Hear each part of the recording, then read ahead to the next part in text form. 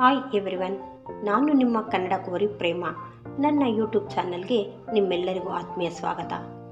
ವೀಕ್ಷಕರೇ, ಇವತ್ತು ನಾನು ನಿಮಗೆ ತುಂಬ ಹೆಲ್ತಿಯಾಗಿರೋಂತಹ ಒಂದು ಪಾಲಕ್ ರೈಸ್ ಮಾಡೋದನ್ನ ಹೇಳ್ಕೊಡ್ತಾ ಇದ್ದೀನಿ. ಈ ಒಂದು ಪಾಲಕ್ ರೈಸ್ ಮಾಡೋದು ಹೇಗೆ ಅಂತಂದರೆ, ಇದಕ್ಕೆ ಮುಖ್ಯವಾಗಿ 1 ಕಟ್ಟಿನಷ್ಟು ಪಾಲಕ್ ಸೊಪ್ಪನ್ನ ತೊಗೊಂಡಿದ್ದೀನಿ. ಜೊತೆಗೆ 1 ಈರುಳ್ಳಿ, 1 ಟೊಮೊಟೊ, 1 ಅನಾನಸ್ ಹೂವು, 2 ಚಕ್ಕೆ, 2 ರಿಂದ 3 ಲವಂಗ, 2 ಏಲಕ್ಕಿ, ಜೊತೆಗೆ ಪಲಾವ್ ಎಲೆ, ಕರಿಬೇವು, ರೆಡ್ ಚಿಲ್ಲಿ.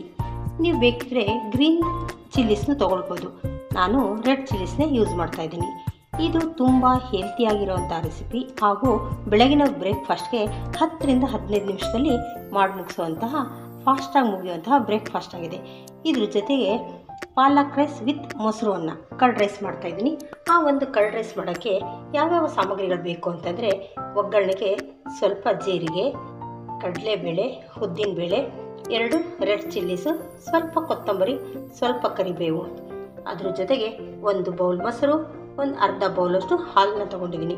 ಏಕೆಂದರೆ ಈ ಕರ್ಡ್ ರೈಸ್ ಮಾಡೋದಕ್ಕೆ ಸ್ವಲ್ಪ ಹಾಲನ್ನು ಮಿಕ್ಸ್ ಮಾಡಬೇಕು. ಬರೀ ಮೊಸರನ್ನ ಯೂಸ್ ಮಾಡಿದ್ರೆ ಅಷ್ಟು ಟೇಸ್ಟ್ ಚೆನ್ನಾಗಿರಲ್ಲ. ಹಾಲು ಮೊಸರು ಎರಡನ್ನೂ ಸ್ವಲ್ಪ ಯೂಸ್ ಮಾಡಿ ಯಾವ ರೀತಿಯಾಗಿ ಕರ್ಡ್ ರೈಸ್ ಮಾಡೋದನ್ನ ಮತ್ತು ಪಾಲಕ್ ರೈಸ್ ಮಾಡೋದಂತ ನೋಡೋಣ ಬನ್ನಿ. ಈಗ ಮೊದಲನೇದಾಗಿ ಪಾಲಕ್ ರೈಸ್ ಮಾಡಬೇಕು ಅಂದರೆ, ಈ ಪಾಲಕ್ ಸೊಪ್ಪನ್ನು ಫಸ್ಟ್ ನೀರಿನಲ್ಲಿ ಬೇಯಿಸ್ಕೋಬೇಕು. ಆ ನಂತರ ಇದಕ್ಕೆ ಒಗ್ಗರಣೆ ಕೊಡಬೇಕು. ಬನ್ನಿ, ಈಗ ಇದನ್ನು ನೀರು ಹಾಕಿ ಬೇಯೋದಕ್ಕೆ ಇಡ್ತೀನಿ. ನೋಡಿ, ನಾನು ಈ ಸೊಪ್ಪನ್ನು ಬೇಯೋದಕ್ಕೆ 1 ಗ್ಲಾಸಷ್ಟು ನೀರನ್ನು ಇಟ್ಟಿದ್ದೀನಿ. ನೀರು ಬಿಸಿಯಾಗಿದೆ. ಈಗ ನಾವು ತೊಗೊಂಡಿರೋಂಥ 1 ಕಟ್ಟು ಸೊಪ್ಪನ್ನು ಇದರಲ್ಲಿ ಹಾಕಿ ಒಂದು 5 ರಿಂದ 10 ನಿಮಿಷ ಸಾಕೋದು, ಬೇಗ ಬೆಂದ್ಬಿಡುತ್ತೆ. ಬೇಯಿಸ್ಕೊಳ್ಳೋಣ. ನಿಧಾನವಾಗಿ ಇದರಲ್ಲಿ ಹಾಕ್ತಾಯಿದ್ದೀನಿ, ಬೇಯೋದಕ್ಕೆ ಇಡ್ತಾಯಿದ್ದೀನಿ.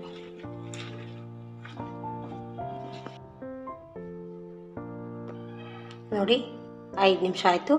ಈ ಪಾಲಕ್ಕೆಲ್ಲ ಚೆನ್ನಾಗಿ ಬೆಂದಿದೆ. ಈಗ ಇದನ್ನೇನು ಮಾಡಬೇಕಪ್ಪ ಅಂದರೆ, ಈ ಬಿಸಿ ನೀರಿಂದ ಎತ್ತಿ 1 ಬೌಲ್ ಒಳಗಡೆಗೆ ಶಿಫ್ಟ್ ಮಾಡ್ಕೊತಿದ್ದೀನಿ. ನೋಡಿ, ಈ ರೀತಿ ಒಂದು ಇಕ್ಕಳದ ಸಹಾಯದಿಂದ ತಗೊಳ್ಳಿ.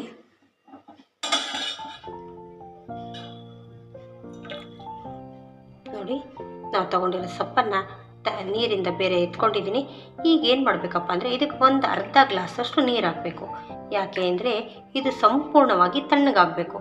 ತಣ್ಣಗಾಗಿದ್ಮೇಲೆ ಇದನ್ನು ನಾವು 1 ರೌಂಡ್ ಮಿಕ್ಸಿಲಿ ಹಾಕಿ ರುಬ್ಕೊಳ್ಬೇಕು. ಅದಕ್ಕೋಸ್ಕರ ಒಂದು 2 ನಿಮಿಷ ಬಿಡೋಣ. ಅಷ್ಟರಲ್ಲಿ ಇದು ನುಣ್ಣಗಾಗೋದು, ಅಷ್ಟರಲ್ಲಿ ತಣ್ಣಗಾಗುತ್ತೆ. ಆಮೇಲೆ ಇದನ್ನು ಗ್ರೈಂಡ್ ಮಾಡ್ಕೊಳ್ಳೋಣ. ನೋಡಿ, ಈಗ ಸ್ಟವ್ ಹಚ್ಚಿದ್ದೀನಿ. ಸ್ಟವ್ ಮೇಲೆ ಬಾಣಲಿ ಇಟ್ಟು ಆ ಬಾಣಲಿ ಕಾಯ್ದಿದೆ. ಈಗ ಅದಕ್ಕೆ 1-2-3 ಸ್ಪೂನು ಎಣ್ಣೆ ಹಾಕ್ತಾಯಿದ್ದೀನಿ. ಈ ಪಾಲಕ್ ರೈಸ್ಗೆ ಅತಿ ಹೆಚ್ಚೇನು ಎಣ್ಣೆ ಬೇಡ. ನಾನು ಒಂದೇ ಒಂದು ಕಟ್ಟು ಸೊಪ್ಪುಗೋಸ್ಕರ ಮಾಡೋದ್ರಿಂದ ಒಂದು 4 ರಿಂದ 5 ಸ್ಪೂನ್ ಎಣ್ಣೆನ ಹಾಕಿದ್ದೀನಿ. ಈ ಎಣ್ಣೆ ಚೆನ್ನಾಗಿ ಬಿಸಿ ಆಗಲಿ.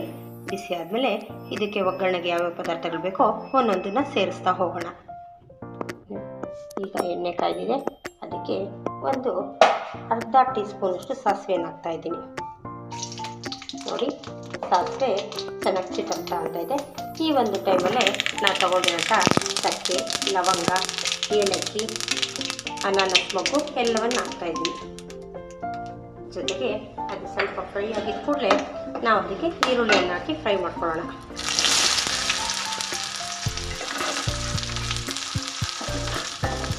ಈರುಳ್ಳಿ ಫುಲ್ ಬ್ರೌನ್ ಕಲರ್ ಬರೋವರೆಗೂ ಫ್ರೈ ಮಾಡ್ತಾ ಬನ್ನಿ.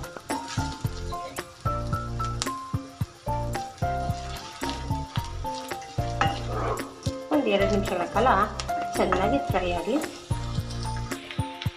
ನೋಡಿ, ಈರುಳ್ಳಿ ಚೆನ್ನಾಗಿ ಫ್ರೈ ಆಗಿದೆ. ಈ ಒಂದು ಟೈಮಲ್ಲೇ ನಾವು ತಗೊಂಡಿರೋಂತಹ 1 ಟೊಮೊಟೊವನ್ನು ಸಹ ಸೇರಿಸ್ತಾ ಇದ್ದೀನಿ. ಜೊತೆಗೆ ಕರಿಬೇವನ್ನು ಸಹ ನಾನು ಈ ಒಗ್ಗರಣೆ ಈ ಟೈಮಲ್ಲಿ ಸೇರಿಸ್ತಾ ಇದ್ದೀನಿ.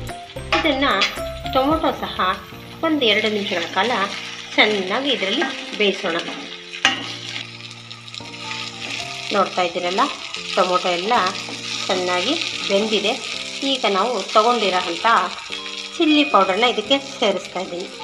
ಅಗತ್ಯ ಪ್ರಮಾಣದಲ್ಲಿ ನಿಮ್ಗೆ ಎಷ್ಟು ಖಾರಕ್ಕೆ ಬೇಕೋ ಅಷ್ಟು ಚಿಲ್ಲಿ ಪೌಡರ್ನ ಸೇರಿಸ್ಕೊಳ್ಳಿ, ಅಥವಾ ಹಸಿ ಮೆಣಸಿನ್ಕಾಯಿ ಬೇಕಾದರೂ ಸೇರಿಸ್ಕೊಳ್ಳಿ. ಜೊತೆಗೆ 1/4 ಟೇಬಲ್ ಸ್ಪೂನಷ್ಟು ಅರಿಶಿನ ಪುಡಿಯನ್ನು ಸಹ ಹಾಕ್ತಾಯಿದ್ದೀನಿ.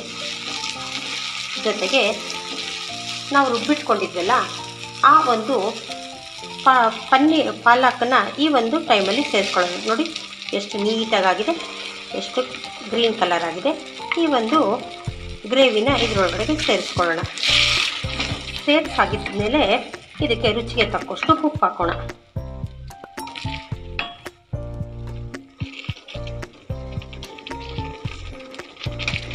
ಉಪ್ಪು ಹಾಕಿ ಒಂದು 2 ರಿಂದ 3 ನಿಮಿಷ ಚೆನ್ನಾಗಿ ಕುದಿಯೋಕ್ಕೆ ಬಿಡಬೇಕು.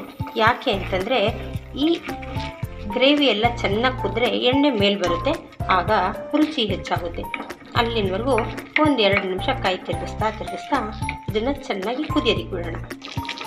ನೋಡ್ತಾ ಇದ್ದೀರಲ್ಲ, ಗ್ರೇವಿ ಎಷ್ಟು ಚೆನ್ನಾಗಿ ಕುದೀತಾ ಇದೆ. ಎಲ್ಲ ಚೆನ್ನಾಗಿ ಮಸಾಲ ಸ್ಮೆಲ್ಲು ಘಮ ಅಂತ ಬರ್ತಾ ಇದೆ. ಇಷ್ಟು ಕುದ್ರೆ ಸಾಕು. ಈಗ ಇದನ್ನು ಆಫ್ ಮಾಡ್ಕೊಳ್ಳೋಣ. ಅಲ್ಲಿಗೆ ನಾವು ಹಾಕಿರೋಂಥ ಮಸಾಲ, ಈ ಗ್ರೇವಿ ಎಲ್ಲ ಘಮ ಅಂತ ಸ್ಮೆಲ್ ಬರ್ತಾ ಇದೆ. ನೋಡಿ, ಈಗ ಅನ್ನವನ್ನು ಒಂದು ಬೌಲಲ್ಲಿ ಹಾಕಿದ್ದೀನಿ. ಅದು ಚೆನ್ನಾಗಿ ಆರ್ಕೊಂಡಿದೆ.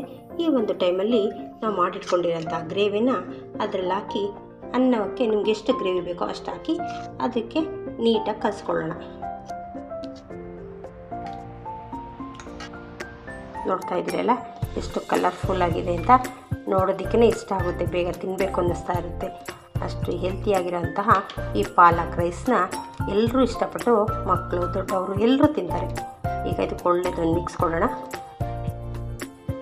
ನೋಡಿ, ಈಗ ಮೊಸರು ಅನ್ನಕ್ಕೆ ಸಿಂಪಲ್ಲಾಗಿರೋಂಥ ಒಂದು ಒಗ್ಗರಣೆ ಕೊಡ್ತಾಯಿದ್ದೀನಿ. ನಾನು ಸ್ಟವ್ ಮೇಲೆ ಬಾಣಲಿ ಇಟ್ಟಿದ್ದೀನಿ. ಬಾಣಲಿ ಕಾಯ್ದಿದೆ. ಈಗ ಒಂದು 2 ಸ್ಪೂನಷ್ಟು ಎಣ್ಣೆನ ಹಾಕ್ತಾಯಿದ್ದೀನಿ. ನೋಡಿ, ಈಗ ಎಣ್ಣೆ ಬಿಸಿಯಾಗಿದೆ. ಸ್ವಲ್ಪ ಸಾಸಿವೆ, ಜೀರಿಗೆ, ಒಂದೊಂದೇ ಒಗ್ಗರಣೆ ಸಾಮಗ್ರಿಗಳನ್ನ ಇದರಲ್ಲಿ ಸೇರಿಸ್ತಾ ಹೋಗೋಣ. ನೋಡಿ, ಸಾಸಿವೆ ಚೆನ್ನಾಗಿ ಸಿಡಿತಾ ಇದೆ. ಈ ಒಂದು ಟೈಮಲ್ಲಿ ನಾವು ತಗೊಂಡಿರೋಂಥ ಅರ್ಧ ಸ್ಪೂನ್ ಜೀರಿಗೆಯನ್ನು ಸೇರಿಸ್ತಾ ಇದ್ದೀನಿ. ಜೊತೆಗೆ ಕಡಲೆಬೇಳೆ, ಉದ್ದಿನಬೇಳೆ ಎಲ್ಲವನ್ನು ಸಹ ಒಂದಾದ್ಮೇಲೆ ಸೇರಿಸೋಣ.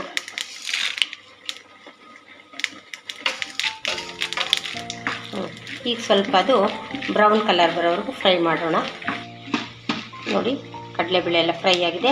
ಈಗ ಇದಕ್ಕೆ ನಾನು ತೊಗೊಂಡಿರೋಂಥ ಒಣಮೆಣಸಿನ್ಕಾಯಿ ಮತ್ತು ಕರಿಬೇವನ್ನು ಸೇರಿಸ್ತಾ ಇದ್ದೀನಿ.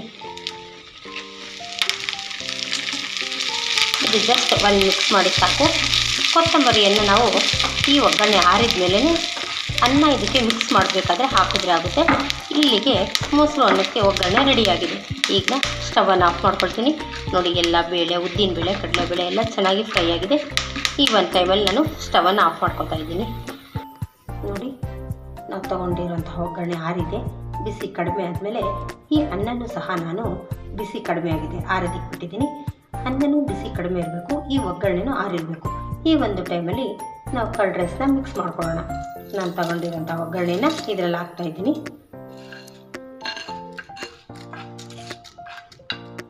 ಜೊತೆಗೆ ಇನ್ನು ಉಳಿದಿರೋಂಥ ಪದಾರ್ಥಗಳನ್ನ ಸೇರಿಸ್ತಾ ಹೋಗೋಣ. ಒಗ್ಗರಣೆ ಹಾಕ್ತೆ ಅದಕ್ಕೆ ಸ್ವಲ್ಪ ಕ್ಯಾರೆಟನ್ನು ಸಹ ಸೇರಿಸ್ತಾ ಇದ್ದೀನಿ. ಜೊತೆಗೆ ಸ್ವಲ್ಪ ಕೊತ್ತಂಬರಿ, ಜೊತೆಗೆ ರುಚಿಗೆ ತಕ್ಕಷ್ಟು ಉಪ್ಪು ಹಾಕ್ತಾ ಇದ್ದೀನಿ. ಆ ನಂತರ ತಗೊಂಡಿರೋಂಥ ಒಂದು ಬೌಲ್ ಮೊಸರನ್ನ ನಾನು ಸೇರಿಸ್ತಾ ಇದ್ದೀನಿ. ಹಾಗೆ ಒಂದು ಅರ್ಧ ಬೌಲ್ನಷ್ಟು ಹಾಲು. ಒಂದು ವೇಳೆ ನೀವೇನಾದರೂ ಹಾಲು ಇಷ್ಟಪಡಲ್ಲ ಅನ್ನೋರಾದರೆ ಸ್ಕಿಪ್ ಮಾಡಿ ಬರೀ ಮೊಸರನ್ನೇ ಸೇರಿಸ್ಬೋದು. ಆದರೆ ನಮ್ಮ ಮನೆಯಲ್ಲಿ ಸ್ವಲ್ಪ ಮೊಸರಿಗೆ ಹಾಲನ್ನು ಸಹ ಸೇರಿಸ್ತೀನಿ. ಯಾಕೆಂದರೆ ಮೊಸರು ಅನ್ನ ತಿನ್ನೋದಕ್ಕೆ ತುಂಬ ಸ್ವೀಟಾಗಿರುತ್ತೆ. ಅದಕ್ಕೋಸ್ಕರ ಹಾಲು ಮೊಸರು ಎರಡನ್ನೂ ಮಿಕ್ಸ್ ಮಾಡಿ ಅದರ ಟೇಸ್ಟು ತುಂಬ ಚೆನ್ನಾಗಿರುತ್ತೆ. ಈಗ ಎಲ್ಲವನ್ನು ಇದರಲ್ಲಿ ಹಾಕಿದಾಯಿತು. ಇದಕ್ಕೊಂದು ಒಳ್ಳೆ ಮಿಕ್ಸ್ ಕೊಡೋಣ. ನೋಡಿ, ಎಲ್ಲ ಪದಾರ್ಥಗಳನ್ನ ಹಾಕಿದಾದ್ಮೇಲೆ ಒಂದು ಸಾರಿ ಒಳ್ಳೆಯದನ್ನು ಮಿಕ್ಸ್ ಕೊಟ್ಬಿಡಿ. ಅಲ್ಲಿಗೆ ರುಚಿಕರವಾದ ಮೊಸರನ್ನ ರೆಡಿ ಆಗುತ್ತೆ. ನೋಡಿ, ಎಲ್ಲ ಒಗ್ಗರಣೆ ಜೊತೆ ಚೆನ್ನಾಗಿ ಮಿಕ್ಸ್ ಆಗಿದೆ. ಈಗ ಅಲ್ಲಿಗೆ ಮೊಸರನ್ನ ರೆಡಿ ಆಯಿತು. ನೋಡಿ, 10 ನಿಮಿಷದಲ್ಲಿ ನಾನು ಹೇಳಿದಾಗೆ ಬೆಳಗಿನ ಬ್ರೇಕ್ಫಾಸ್ಟ್ ರೆಡಿಯಾಗಿದೆ. ಇದಕ್ಕೆ ಹೆಚ್ಚೇನು ಟೈಮು ಬೇಡ, ಹೆಚ್ಚಿನ ಇಂಗ್ರೀಡಿಯೆಂಟ್ಸು ಬೇಡ. ಹೆಚ್ಚು ಆರೋಗ್ಯಕ್ಕೆ ಉತ್ತಮವಾಗಿರುವಂತಹ ಪಾಲಕ್ ರೈಸ್ ಮತ್ತು ಕರ್ಡ್ ರೈಸ್ ರೆಡಿಯಾಗಿದೆ. ನೀವು ಒಮ್ಮೆ ಈ ರೆಸಿಪಿಯನ್ನು ಟ್ರೈ ಮಾಡಿ. ನೀವು ಮನೇಲಿ ಎಲ್ಲರೂ ಇಷ್ಟಪಟ್ಟು ತಿಂತೀರಾ. ಈ ರೆಸಿಪಿ ನಿಮಗೆ ಇಷ್ಟ ಆದರೆ ಎಲ್ಲರೂ ಲೈಕ್, ಶೇರ್, ಸಬ್ಸ್ಕ್ರೈಬ್ ಮಾಡೋದನ್ನ ಮರಿಬೇಡಿ. Thank you.